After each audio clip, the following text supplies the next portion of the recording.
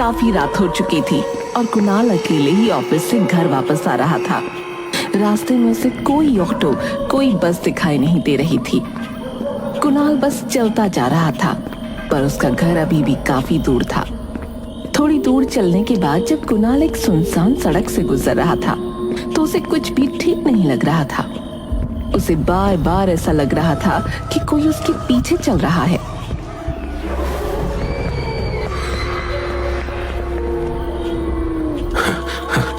अरे, बार बार मुझे ऐसा क्यों लग रहा है जैसे मेरे पीछे कोई चल रहा हो। कुणाल अपने कदम जल्दी जल्दी बढ़ाने लगा ताकि वो जल्द से जल्द घर पहुंच सके। कुणाल को तभी अपने पीछे एक परछाई नजर आई जो कुणाल का पीछा कर रही थी। कुणाल जितनी तेजी से चल रहा था, वो परछाई भी उसके साथ उतनी तेजी से चल रही थी। अब कुणाल की हालत बहुत ही बुरी हो जाती है और वो तेज तेज भागने लगता है। तभी आसमान में बिजली कड़कने लगी और अचानक तेज बारिश शुरू हो गई। हे भगवान, ये बारिश कैसे शुरू हो गई? यहाँ तो दूर दूर तक कुछ दिखाई नहीं दे रहा और ये परछाई मेरा पीछा क्यों नहीं छोड़ रही? कुणाल उस बारिश में भागता जा रहा था और तभी अचानक एक गाड़ी से टकरा गया। गाड़ी से हड़बड़ाते हुए एक लड़की उतरी। हे भगवान, ये क्या हुआ? आप ठीक तो है ना? हाँ, मैं ठीक हूँ, बस जरा सी पैर में लग गई है। आपको तो काफी लग गई है। बारिश में मुझे ठीक से दिखा नहीं और बस एकदम से आप सामने आ गए। मुझे प्लीज माफ कर देना। नहीं, कोई बात नहीं, गलती मेरी भी है। आप बताइए, आप कहाँ रहते हैं? मैं आपको आपके घर छोड़ देती हूँ। अरे नहीं, मैं खुद से चला जाऊंगा। देखिए, मेरी वजह से आपको लगी है, प्लीज बताइए, मैं आपको घर छोड़ दूंगी। कुणाल कंचन की गाड़ी में बैठ जाता है। उसके बाद वो सारी बात कंचन को बताता है, जिसे सुनकर कंचन की हालत खराब हो जाती है। हे भगवान, मुझे तो उसी रोड से होते हुए वापस जाना है। मैं अकेले इतनी रात में अब कैसे जा पाऊंगी? अगर आपको एतराज ना हो तो आज रात आप मेरे घर रुक सकती हो और सुबह चली जाना। वो रास्ता बहुत खतरनाक है। कंचन बहुत डरी हुई होती है। उसकी हिम्मत वापस जाने की नहीं होती। उसे कुणाल एक शरीफ लड़का लगता है, इसलिए वो उसके साथ उसके घर रुक जाती है। आप यहाँ बैठिए, मैं जरा कपड़े बदल कर आता हूँ। जी, कोई बात नहीं। कुणाल अपने कपड़े बदल कर आता है और देखता है कि कंचन भी थोड़ी भीगी हुई है और ठंड से कांप रही है। मैं आपके लिए कुछ पहनने को लेकर आता हूँ, ऐसे तो आप बीमार हो जाएंगी। कुणाल अंदर से एक नाइट सूट लेकर आता है और कंचन को दे देता है। कंचन उसे पहन लेती है। वैसे एक बात पूछूं? हाँ, क्यों नहीं, पूछिए ना। आप तो शायद यहाँ अकेले रहते हैं, तो फिर ये कपड़े? ओह, ये तो बस ऐसे ही मेरी एक दोस्त के हैं। एक दिन मेरे कुछ दोस्त आए थे, तो बस उसमें से ही किसी का रह गया था ये।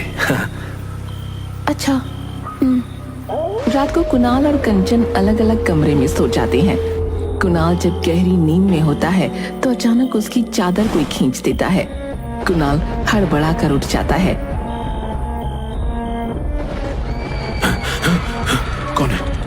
कौन है यहाँ? कौन है? आओ आओ कुणाल। कौन है? सामने आओ, कौन है यहाँ? कुणाल की आवाज सुनकर जल्दी से वहां कंचन भागते हुए आती है और लाइट जला देती है। कुणाल पसीने में लथपथ अपने बिस्तर पर बैठा कांप रहा था। क्या हुआ? आप चिल्ला क्यों रहे थे? वो यहाँ आई थी। वो मुझे बुला रही थी, मेरे नाम से मुझे पुकार रही थी। पर कौन? कोई भी तो नहीं है यहाँ। नहीं है वो। तुम जाओ यहाँ से और जाकर सो जाओ। मैं ठीक हूँ, तुम जाओ। कुणाल डरकर वहीं कोने में बैठा रहता है।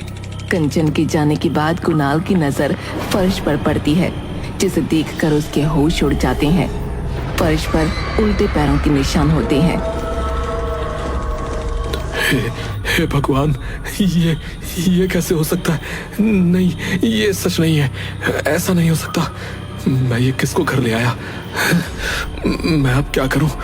जिससे बचकर मैं भाग रहा था, मैं उसे खुद ही अपने घर ले आया।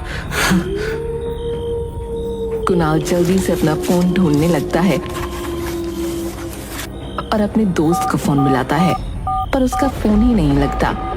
उसके बाद वो चुपके से अपने कमरे से निकलता है और घर से बाहर जाने की कोशिश करता है। वो दबे पांव आगे बढ़ ही रहा होता है कि उसकी नजर रसोई में पड़ती है, जहां कंचन कुछ खा रही थी। कुणाल झांक कर देखता है तो उसके होश उड़ जाते हैं।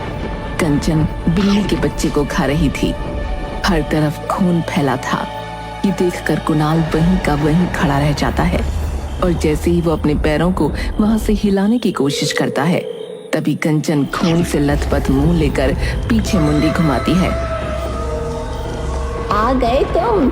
मैं कब से तुम्हारा इंतजार कर रही थी।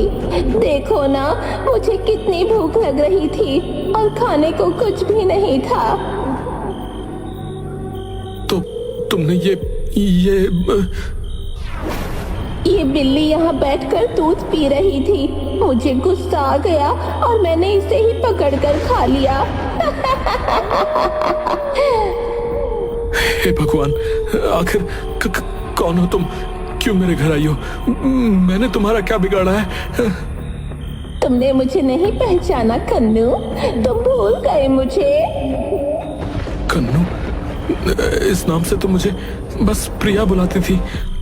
तुम प्रिया हो? हाँ, प्रिया हूँ मैं। कैसे भूल सकते हो तुम मुझे? याद करो सब कुछ, याद करो वो दिन।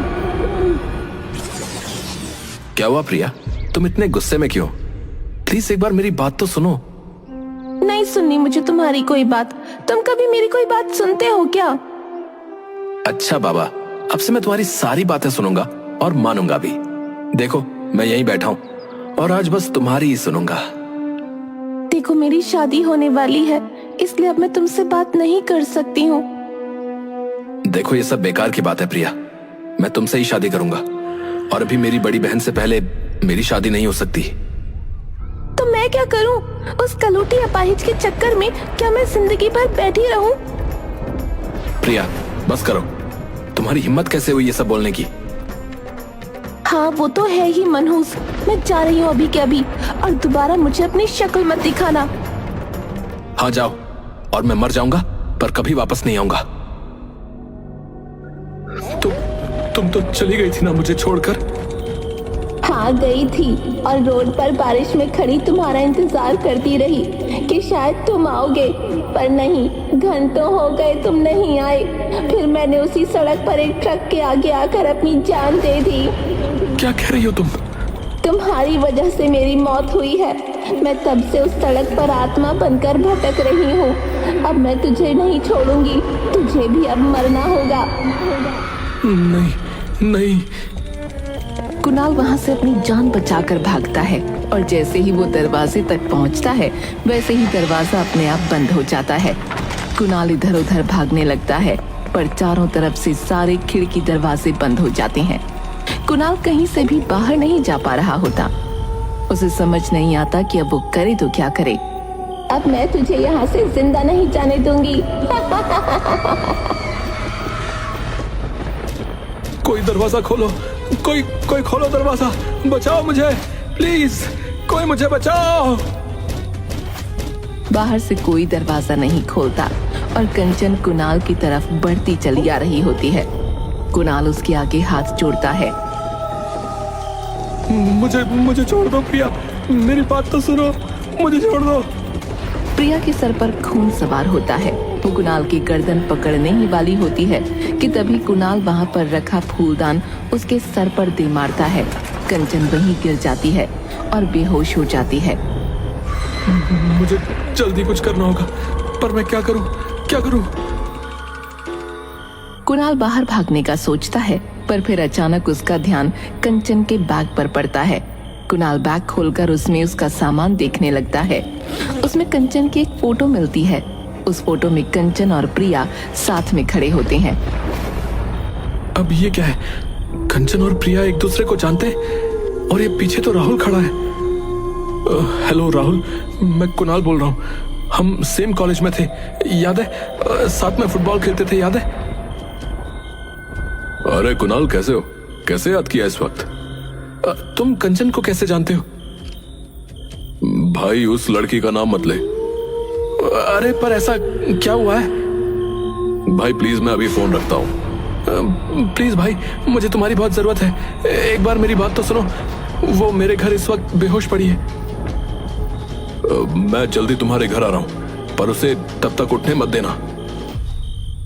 इतना सुनकर राहुल फटाफट कुणाल के घर एक बाबा को लेकर पहुंचता है। कहाँ है वो चुड़ैल? अच्छा, अभी तक बेहोश है। सही है। चुड़ैल? हाँ, चुड़ैल है ये, चुड़ैल। बाबा, इसे जल्दी से कब्जे में करो, वरना अगर होश में आ गई तो किसी को नहीं छोड़ेगी। बाबा अपने तंत्र मंत्र से कंचन के चारों तरफ घेरा बना देता है। ये सब क्या हो रहा है? कौन आया है यहाँ? तूने इसको यहाँ क्यों बुलाया? ताकि इस बार मैं तेरा खेल हमेशा हमेशा के लिए खत्म कर दूं। कुछ नहीं कर पाएगा मेरा। इसको मार दूंगी, मैं मार दूंगी। तुझे जिसको मारना था मार तो दिया, अब इसको क्यों मारना चाहती है? ये सब क्या हो रहा है? तुम अभी शांत रहो, मैं तुमको सब बताऊंगा। ओम ह्रीम क्लीम स्वाहा। ओम ह्रीम क्लीम स्वाहा। मैं तुझे नहीं छोड़ूंगी, समझ गया तू? तू बचेगी तब मेरा कुछ बिगाड़ पाएगी, तू नहीं बचेगी। बाबा सिंदूर निकालकर कंचन के माथे पर मल देता है, जिससे वो बुरी तरह से चिल्लाने लगती है और फिर अचानक गायब हो जाती है। ये सब देख कुणाल के होश उड़ जाते हैं। ये सब क्या हो रहा है मेरे साथ? प्लीज मुझे कुछ बताओ। शायद तुमको पता नहीं है, पर प्रिया कॉलेज में जादू टोना करती थी। क्योंकि तुम प्रिया से प्यार करते थे, इसलिए कोई भी तुमको ये बात बताने से डरता था कि कहीं तुम प्रिया को ना बता दो और फिर वो जाने उसका क्या करेगी। तुम्हारे कॉलेज छोड़ने के बाद कंचन नाम की एक लड़की ने कॉलेज में एडमिशन लिया था। कंचन मुझे प्यार करने लगी थी और मुझे हासिल करने के लिए उसने प्रिया से जादू टोना सीखा और मैं उससे प्यार भी करने लगा था। पर एक रात जब मैं अचानक उसके घर पहुंचा तो मैंने उसे जादू टोना करते हुए देख लिया। मैं उसके बाद सीधा इन बाबा के पास गया, जिन्होंने मुझे उसके चंगुल से आजाद किया। कंचन मुझे वश में ना कर सकी, इसलिए उसने आत्महत्या कर ली। उसके कुछ दिन बाद हमने ये खबर सुनी कि प्रिया की भी मौत हो गई है और उसे उस कंचन ने ही मारा था। वो अपना प्यार ना हासिल कर सकी, इसलिए उसने प्रिया को भी मार डाला ताकि उसे भी उसका प्यार ना मिले। हे भगवान, तभी ये कंचन मेरे बारे में इतना जानती थी कि उस रात क्या हुआ। उसने मुझे बोला कि उस रात जब मेरा और उसका झगड़ा हुआ तो उसने ट्रक के आगे आकर आत्महत्या कर ली। प्रिया की मौत ट्रक के आगे आकर नहीं, बल्कि छत से कूदकर हुई थी। प्रिया का दिमाग अपने वश में नहीं था। कुछ दिनों से वो अजीब हरकतें करने लगी थी और रात को चिल्लाकर उठ जाती थी। जब हम उसके घर गए तो उसकी मां ने बताया कि उसे कंचन दिखाई देती थी। प्रिया की मौत कब हुई थी? 30 जून को। क्यों, क्या हुआ? अरे, प्रिया आखिरी बार मुझसे 1 जुलाई को मिली थी, जब वो मेरे घर आई थी और आते ही बस मुझसे लड़ने लगी। मतलब जो मेरे घर आई थी वो प्रिया थी नहीं। हे भगवान, मतलब वो कंचन ही थी। प्रिया, प्रिया, प्रिया, मुझे माफ कर देना प्रिया। जो हुआ बुरा हुआ, पर तुम उसके लिए क्यों रो रहे हो? पता है, तुम्हारे दिल में जो प्रिया के लिए प्यार था वो सब उस जादू टोने की वजह से था। तभी शायद उसके मरते ही उस जादू टोने का असर भी खत्म हो गया था और तुम्हें उसके जाने से कोई फर्क भी नहीं पड़ा। हाँ, मैंने तो उसे कभी ढूंढा भी नहीं था, बस जाने दिया। कुणाल उस रात प्रिया की सच्चाई को जान चुका था, जिसकी वजह से वो काफी रातों तक सो नहीं पाया। उसके बाद जब भी वो रात को अकेला घर आता, उसे हमेशा डर रहता, पर बाबा का दिया धागा उसके गले में था जो उसकी रक्षा करता था।